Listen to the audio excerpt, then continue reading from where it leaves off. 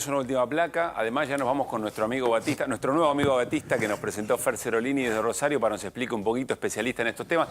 Hay una pregunta que al final del camino les voy a hacer a quienes saben el programa sobre esto. ¿Por qué efectivamente la economía, no solamente de un país u otro, sino de todo el mundo, está agarrada de esas expectativas que pueden cambiar de un momento a otro y hacerse bolsa en la economía real y eventualmente generar mucho pesar en ciudadanos y ciudadanas que no están especulando todo el día, que van, laburan, pagan el bondi, pagan igual, el morfi y demás? Claro, acá también hay gente que puso su platita. Sí, bueno, pero por lo que entiendo son todas especulaciones de cuánto voy a ganar. Bueno, sí, pero en Estados Unidos no es tan así. En Estados Unidos es parte de la vida cotidiana. Ahora me lo explicás. Para cerrar esta cuestión. ¿Esto qué es? El crecimiento, la actividad económica. Si vos te fijas, está ahí arriba, tampoco se había desanclado. Es decir, acá no tenemos un problema. ¿De vuelta qué es esto? Esto es crecimiento, PBI. El crecimiento económico. Sí, vos me decís, che, pero Hernán, todo lo que dijiste pega sobre las expectativas de PBI. Sí, estrictamente todavía no pegaron. No te estaba dando mal. El problema es de acá para adelante. Lo que está viendo el mercado es que el conflicto, digamos, lo que sucedió en Japón, el impacto que tuvo sobre Estados Unidos, el efecto de la tasa de desocupación, te pega o te va a pegar sobre las expectativas de crecimiento económico que vos supuestamente las tenías ancladas en un crecimiento del 2,8 para ser preciso y que ahora es un gran signo de interrogación. Eso es lo que generó todo este ruido en el día de hoy. La idea era explicar un poco cómo era esta dinámica, porque después vemos los datos, cayó, subió, sí. Pero ¿qué pasa? Bueno, es esto lo que está detrás. Bien, con esta definición, y todavía Fer Cerolini nos va a seguir explicando más cosas, nos vamos al encuentro de Matías Batista desde Rosario, un especialista en la comprensión de todo lo que tiene que ver con los mercados, con las bolsas, saber leerlo y saber traducirlo para que entendamos bien de qué se trata y por qué se ha generado tanto pánico, se habla del lunes negro y qué impacto puede tener en nuestra vida cotidiana en países como la Argentina. Matías, ¿cómo te va? Muy buenas noches. Aquí te saluda todo el equipo de QR. ¿Cómo estás? ¿Qué tal, Pablo? ¿Qué tal, equipo? Muy buenas noches a ustedes y a toda la audiencia. ¿Cómo andan? A ver, sé que escuchaste lo que recién estaban planteando Hernán y Fer Cerolini. ¿Qué agregarías? ¿Qué te parece importante contarle a quien nos está viendo y que de esto, bueno, a veces cuesta entender un poco de qué manera nos impacta en lo cotidiano? Bueno, primero me pareció muy interesante la analogía que hacían con la Argentina, ¿no? En Estados Unidos es un escándalo que la Reserva Federal se demore mucho en bajar la tasa de interés, poniendo en riesgo el empleo, poniendo en riesgo no ya la caída de la actividad económica, sino un crecimiento más lento que, como decía muy bien Hernán ahí, está preciado ya en todas las empresas de la economía norteamericana que corrigieron. ¿Por qué? Porque tenían preciado un crecimiento más rápido y estaban esperando que la Reserva Federal baje la tasa de interés, que es el Banco Central de los Estados Unidos, y como en Argentina, en aras de bajar la tasa de inflación, no importa lo que pasa con la economía, no importa si la economía cae al 5, cae al 4, cae al 3 o algunos sectores caen al 8. Eso me parece muy importante marcarlo porque es un elemento de la economía real que hay que entender para todas las personas que nos están escuchando, que lo entiendan con claridad. A la Argentina le pega esto de muchas maneras. Primero, hoy yo lo primero que me levanté, miré, además de mirar lo que estaba pasando en Japón, que era realmente muy, muy fuerte, lo que estaba pasando en Brasil. Digo, bueno, ¿qué está pasando con Brasil? ¿Qué está pasando con el precio del real? Porque el vuelo hacia la calidad, como lo explicaban muy bien ustedes ahí, significa que los capitales se van de los mercados emergentes hacia los mercados más seguros, y esto que genera una devaluación y presión devaluatoria en las monedas de la región. A la Argentina no le pega tanto, ¿por qué? Porque tiene un cepo que en definitiva es una coraza antimisiles en este momento para la Argentina, porque te protege de la salida de capitales que, por ejemplo, se produjo en el año 2018 en la Argentina, cuando Estados Unidos empezó a subir la tasa de interés y se te fueron los capitales rápidamente y tuviste una gran devaluación. Una cosita ahí, Matías. Muy curioso lo del lenguaje, el poder que tiene el lenguaje, ¿no? Si en general se instaló la idea de que la administración del tipo de cambio es un cepo, un elemento de tortura, ahora nos dice alguien que entiende de esto que en realidad el cepo fue una coraza de protección. Nada, para registrarlo cuando a veces compramos determinado tipo de ideas vinculadas a maneras de intervenir en la economía del Estado, que nos llevan por lo menos a sacar conclusiones apresuradas. Dale, Matías, ¿qué más? Sí, insisto con eso que acabas de decir, porque me parece también muy interesante tu razonamiento. Si vos no hubieras tenido cepo, hubieras sacado el cepo cuando asumiste, hubieras tenido mucho ingreso de capital especulativo para comprar activos argentinos que estaban en el suelo, Sí. hoy te desayunabas con una devaluación. Se te iban todos en manada. Hoy te corría. Te iban. Claro, andá a buscarlo no sé a dónde, al dólar. Segundo aspecto, gran parte del plan de gobierno está anclado en el acuerdo con el FMI, en el arribo de inversiones internacionales y en el blanqueo. Bueno, si el contexto internacional cambia, ¿cómo cambian estos tres factores que son claves en el plan del equipo económico? El equipo económico tiene todas las fichas puestas de acá hasta marzo en un arribo muy importante de capitales internacionales por el RIGI, en un blanqueo muy importante y en el acuerdo FMI por el tema de que gane Trump las elecciones norteamericanas y le facilite un acuerdo para la Argentina. Entonces ahí tenés también un problema que no sabemos las dimensiones, porque yo digo hoy, lo que ocurrió el viernes, lo que ocurrió hoy desde el punto de vista financiero, tiene implicancias económicas importantes. Muy bien lo marcaba Hernán, lo que está ocurriendo en Estados Unidos. La economía está creciendo a menor velocidad, el desempleo está más arriba de lo esperado y todo lo que es las empresas tecnológicas en Estados Unidos tenían preciados valores muy exagerados. Es como que se anticiparon. ¿Viste? La inteligencia artificial va a una velocidad, desde el punto de vista del desarrollo, y de la monetización adentro de las empresas va a una velocidad más lenta. Muy Y interesante. eso fue lo que terminó demostrando los balances la semana pasada. Me quedé un cachito más atrás. Sé que nos trajiste una placa, ahora la presentamos, pero me quedo en el estadio anterior. Dice, si este gobierno depende de que lleguen las inversiones, los dólares, bueno, crisis como esta lo que hacen es que la dirección de tránsito sea hacia afuera, no hacia adentro, y eso nos vuelve con mucha volatilidad. Preparamos la placa de Matías, nos dice Fer. No, lo que hay que decir, a ver, no solo te salva un cepo, ¿no? Porque Brasil, por ejemplo, hoy justo yo estaba viendo uno de los programas que participa Matías, Sí. y él en ese momento, Brasil había devaluado su moneda 4%. Al cierre había devaluado solo medio por ciento, porque corrigió. Lo que estaban era protegiéndose en ese momento, haciendo una devolución del 4%. Y cuando vieron que no iba para ese lado, corrigieron. ¿Por qué corrigen? Porque tienen 400.000, no sé cuántos miles de millones de dólares de reservas. Entonces lo pueden hacer genuinamente. Claro, acá no. Ahora, el cepo vos no lo podés levantar sin dólares. Por eso hablan, che, voy a levantar el cepo sin dólares, y sería una locura. Claro. Cuando la Argentina tuvo, en algún momento que tuvo bastantes reservas, cuando no las rifaron, pudo enfrentar episodios como este a nivel internacional. En el 2008 se pasó sin ningún...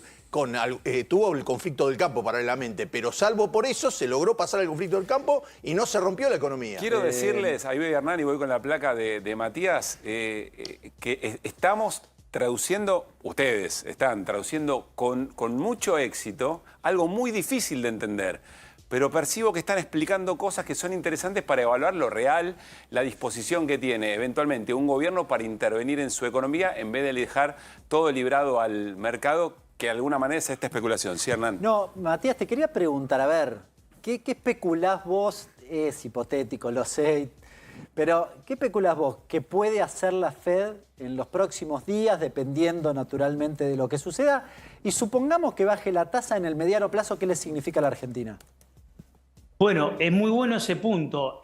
Hoy estaba leyendo que existe la posibilidad de que ocurra botón rojo por parte de la Fed, como ocurrió en el 2020, una reunión anticipada, porque no nos olvidemos que faltan 3 meses para la reunión de la Reserva Federal, y eso haría que bajen la tasa de interés. Ya pensando en ese sentido, si Estados Unidos encamina la aceleración de la baja de la tasa de interés, vos ya tenés que tener en cuenta que todo acuerdo que vos puedas conseguir se te va a facilitar en cuanto a los costos financieros que tengas desde el punto de vista de la Argentina.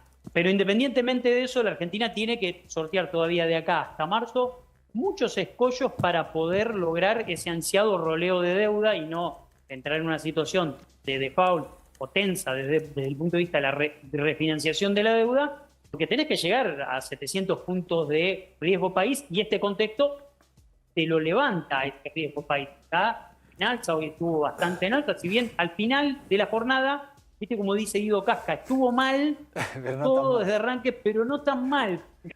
En definitiva, las correcciones terminaron siendo menos agresivas en todos los mercados de lo que nos veíamos a la mañana. A la mañana veíamos una situación realmente muy delicada que se fue morigerando por la tarde, pero esto no terminó. Digo, hay que ver toda la semana Bien. y hay que ver qué reacción toman los los bancos centrales del mundo ante esta situación. Matías, nos mandaste una placa, algo importante que te parecía para mostrarnos. A ver de qué se trata. La placa tiene ahí el triángulo, ¿no?, del problema que hoy tuvieron los mercados a escala global. La situación de Estados Unidos, donde hay marco la ralentización del empleo, el aumento del desempleo, el índice de producción manufacturero creciendo. La situación de Japón, que muchos no la conocen, pero en realidad Japón tenía la tasa de interés muy baja y había un desarbitraje de tasas entre Estados Unidos y Japón que hacía que los fondos internacionales pidan préstamos en yenes, se den vuelta, compren dólares, compren activos norteamericanos, y al subir la tasa de interés Japón y anunciar el Banco Central de Japón que va a subir de nuevo la tasa de interés en octubre, se asustaron todos, hicieron ventas masivas de activos y se fueron de vuelta a devolver los préstamos. Y la otra pata es la inteligencia artificial, que no va a la velocidad, desde el punto de vista de la monetización, no va a la velocidad que realmente estaba esperando el mercado. Y bueno, y después cómo le pega a la Argentina esto, ¿no? Un poco lo que dijimos, la situación del real, la situación de la presión cambiaria que le mete la Argentina, la semana pasada con un tipo de cambio nominal que en la Argentina el tipo de cambio está muy atrasado en términos históricos, es difícil que este dólar te permita generar fuertes exportaciones y al contrario, te genera mucho caudal importador si la economía se recupera y al mismo tiempo mucho caudal de turismo emisivo y poco turismo receptivo, se te complica todo el cuadro. Y fundamentalmente los tres ejes que mencioné antes: acuerdo con FMI, la situación del blanqueo de capitales, a lo que apuesta el gobierno, y el RIGI, las inversiones internacionales, en un contexto donde el capital va a la inversa, en vez de ir de los países centrales hacia los países emergentes, se refugia rápidamente en los activos seguros. Cuidado Fer, con eso. Tenemos placas de las caídas de las acciones, no sé si antes querías decir algo. No, Vamos hay una que nos interesa, que es el índice de volatilidad, que ellos también trataron. Pero no, yo le quería hacer una pregunta a Batista que es relacionada con el tema del blanqueo. El blanqueo tiene un formato extraño, que es que si vos querés pagar el 5% arriba de $100.000, te los podés llevar en septiembre, a fines de septiembre te podés llevar los dólares a tu casa, y también tiene el formato de que los que tienen hasta $100.000 a fin de septiembre quedan liberados. Es decir, que la plata puede estar depositada un mes, 15 días, el que entra antes de fin de septiembre, unos pocos días, blanquea y se va. Es decir, no es que es un blanqueo que te obligue a quedarte y formar parte del cepo, que justamente nadie quiere blanquear para entrar en un cepo. Pero si no entras en un cepo y te viene una corrida de esta, podría salir toda la plata que entró de golpe. Entonces, me parece que hay gente que va a dudar si va a ingresar o no al blanqueo. A ver, Matías. ¿Se entiende? Es muy buena la observación, es muy buena la observación. Hay un incentivo que es, si te querés quedar hasta el 31 de diciembre del 2025, no pagas nada independientemente de lo que blanquees, pero te tenés que quedar hasta el 31 de diciembre del 2025, y hay algunos instrumentos que son vinculados al mercado inmobiliario y el vinculado al mercado de valores como para invertir ese dinero y pagar algún tipo de costos de blanqueo o de honorarios. Pero es muy bueno el punto que marcás. Yo creo que es una incógnita el blanqueo, porque el último blanqueo en el que hubo mucho caudal de dólares que se blanquearon fue en el gobierno de Macri, donde no había cepo, donde había libertad para ingresar y egresar. Y en este contexto tengo mis dudas de algunas cuestiones relacionadas al blanqueo. Se habla de 30.000 millones de dólares. Una cosa es el total de activos, otra cosa es la cantidad de dólares contantes sonantes, que es distinto eso. Por lo tanto, habría que ver esa apuesta al blanqueo, cómo sale por parte del gobierno, porque bueno, también tiene una pata muy importante atada ahí, el plan económico, ¿no? A ver, Fer, vamos con las placas de las acciones. ¿Qué es lo que pasó? Sí, ahí tenemos, justamente queríamos ver el índice de volatilidad. VIX, que es el índice de volatilidad, que es un índice que se llama índice de volatilidad del SP500, que son las 500 empresas que participan de la Bolsa de Estados Unidos y explican el 80% del capital bursátil. ¿Saben cómo terminó hoy? Ahí tenemos la placa. En el 64% arriba, 64,9%, casi 65%, y llegó a estar un 200% arriba. Andá traduciendo. ¿Qué es el índice de volatilidad? Si está Matías también justamente podrá comentarlo. Es un índice que trabaja cuando se pone el mercado que no sabe para dónde va. Ellos estudian qué pasa con las opciones. Las opciones es un pequeño pedacito de acciones que uno compra hacia arriba son calls o hacia abajo son puts. Cuando la gente se empieza a cubrir porque dice, che, esto se puede destruir, empiezan a comprar puts a lo pavote y quiere decir que el activo subyacente, que son las acciones, estarían perdiendo valor en muy poco tiempo, porque por eso la gente lo compra. Entonces, ese índice demuestra que el mercado está para cualquier lado y poca generalmente confianza para también. mal, poca confianza. Y esto podría pasar como pasó esencialmente con la pandemia. Y estos niveles llegó casi en un momento del día a superar los niveles de la pandemia. Wow. Así que Tremendo. esto no se sabe para dónde termina, ¿no? Bien. Bueno, Sí, Matías, si es querés, muy bueno ese punto. si querés Yo agregar puedo. algo, dale. ¿Puedo preguntarle No, algo? no, es que en la pandemia solo habíamos visto un índice VIX volando a ese nivel y el índice VIX, para que la gente que está del otro lado nos entienda de qué se trata, es una especie de riesgo país, pero de la renta variable. ¿Ok? Se vuela el índice VIX cuando hay mucho riesgo en la renta variable y bueno, Claro. pegó un salto de 124%, llegó casi al 200 en un momento. Por suerte terminó la baja, pero es una batalla. Yo digo, hay que esperar que pasen 7 días, ver qué es lo que pasa en la semana y si esto no tiene, hay que ver si esto es solamente financiero, si tiene un impacto muy fuerte desde lo económico y lo vamos a ir desandando en los próximos 10 días. Hernán. No, una cortita, Matías. A ver, hoja de ruta del gobierno, más doméstica, hoja de ruta del gobierno. Vos recién hablabas de la apreciación cambiaria que comparto, pero da la impresión que el gobierno quiere bajar fuerte la inflación para terminar con la apreciación cambiaria y ganar tiempo en todo caso hasta que consiga 10.000 millones de dólares. ¿Lo ves factible o no? Yo te escuchaba ayer y vos decías que la inflación en septiembre puede llegar al 1% y yo también creo que eso puede ocurrir. Ahí vamos a tener el piso de la economía, porque cuando la inflación llegue al 1% es que porque tocamos fondo. Claro. Desde el punto de vista de lo económico, porque el vector para bajar la inflación, ¿cuál es? La crisis y el tipo de cambio. Yo, la verdad es que tengo mis dudas de si eso es factible porque vos me decís, che, estamos en febrero, viene la etapa de acumulación de divisa por parte del Banco Central, es una cosa. ¿Puede atravesar esa situación? Probablemente sí. Pero estamos en una etapa en donde el Banco Central no acumula reservas históricamente, este tipo de cambio le hace acumular menos reservas y al mismo tiempo depende de 3 factores externos que son los que mencionamos, acuerdo de FMI, blanqueo y RIGI.